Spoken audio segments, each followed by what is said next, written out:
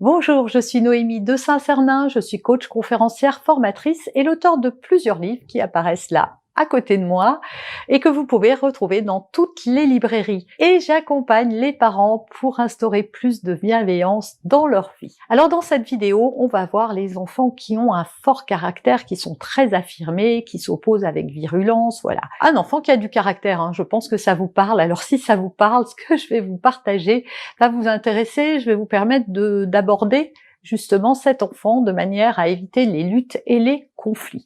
Mais juste avant, c'est le leitmotiv de toutes mes nouvelles vidéos, j'ai envie de vous impliquer, voilà, si vous aimez ce que je fais, si vous attendez ces vidéos avec impatience, même si vous venez de tomber sur une de mes vidéos pour la première fois, je vous souhaite la bienvenue. Et pour me soutenir, moi j'ai très à cœur de venir mettre de la conscience dans la vie des parents, de les aider parce que je suis très touchée et par la souffrance des parents et par la souffrance des enfants, parce que quand les parents vont pas bien, les enfants vont pas bien.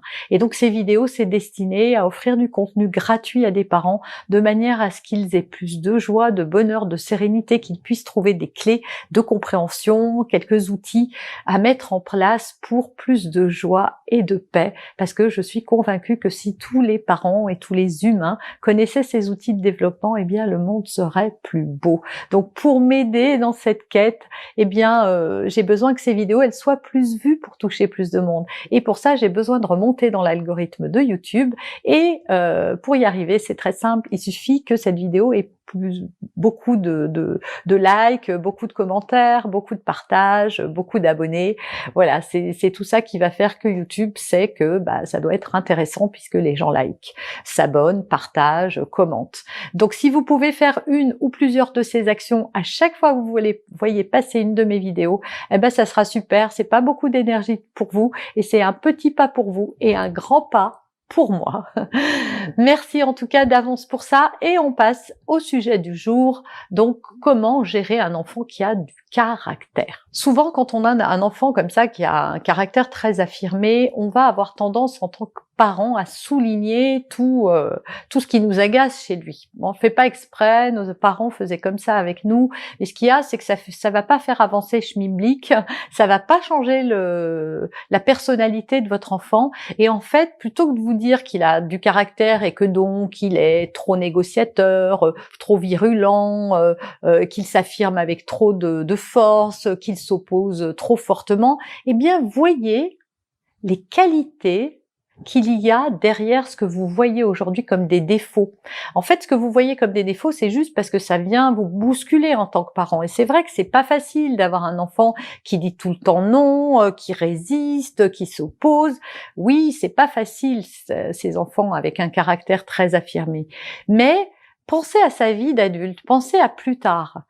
Quels vont être les atouts par rapport à sa personnalité d'aujourd'hui. Donc valorisez ça chez votre enfant et dites-vous que il se laissera pas faire, que ça va lui permettre d'être un bon négociateur pour son salaire par exemple ou pour demander des congés, voilà. Si vous saviez le nombre d'adultes et vous en faites peut-être partie qui n'osent pas s'affirmer justement parce qu'ils ont peur du regard des autres, parce qu'ils ont peur d'essuyer un refus, parce qu'ils ont peur d'être mal perçus. Un enfant qui a du caractère, en fait, est un enfant qui s'affirme, et donc l'affirmation de soi, ça fait partie de l'estime de soi, et donc c'est une grande qualité qui est plutôt à développer, même si c'est pas facile. Et c'est pas parce que vous allez valoriser les qualités de votre enfant en disant je vois que c'est bien parce que tu ne t'arrêtes pas à la règle que j'ai établie, tu as envie d'avoir plus et c'est génial que tu veuilles avoir plus. Revoyez-le là en train de négocier son salaire parce qu'il estime avoir plus avec son patron. Donc c'est bien qu'il négocie. Maintenant, ça ne veut pas dire qu'il faut bouger vos règles si vous les estimez justes et cohérentes et en accord avec vos valeurs. Donc vous pouvez valoriser ses qualités tout en lui faisant respecter vos règles et votre point de vue. Mais votre enfant aura plus envie d'écouter votre point de vue si vous avez avant écouté le sien. Donc quand il vous demande, quand il négocie, quand il s'oppose avec force, cherchez à comprendre pourquoi, qu'est-ce qui le motive, qu'est-ce qu'il fait que, pour après, une fois que vous l'avez écouté, expliquer pourquoi pour vous, ça n'est pas comme ça que ça va se passer. Du coup, l'enfant va comprendre que ses qualités de négociateur sont formidables, mais que c'est pas pour ça qu'il faut s'exonérer de la vie des autres personnes. Et donc là, on inculque à son enfant une règle de respect fondamentale, c'est ok, tu as ton point de vue, et toi tu veux plus, et moi j'entends ta demande, j'entends le fait que tu souhaites avoir davantage, je trouve ça bien, en revanche, voilà pourquoi ça n'est pas possible, et donc je te demande à toi d'entendre à ton tour mon point de vue. Et puis dites-vous bien que votre enfant, ce fort caractère, encore une fois, c'est un gros atout dans la vie. Si je vous parle de Gustave Flaubert ou Madame Bovary, ça vous parle, cet écrivain français très très célèbre, Thomas Edison, J.F. Kennedy, John Fitzgerald Kennedy, président des États-Unis, ou encore Winston Churchill, et que je vous dis que ces gens-là étaient des tourbillons. Gustave Flaubert a été renvoyé de son collège, on a dit à Thomas Edison, à ses parents, qu'il n'arriverait à rien, etc., etc. Et pourtant, vous voyez, ces caractères affirmés, bien trempés, ça a fait les hommes qui sont devenus plus tard.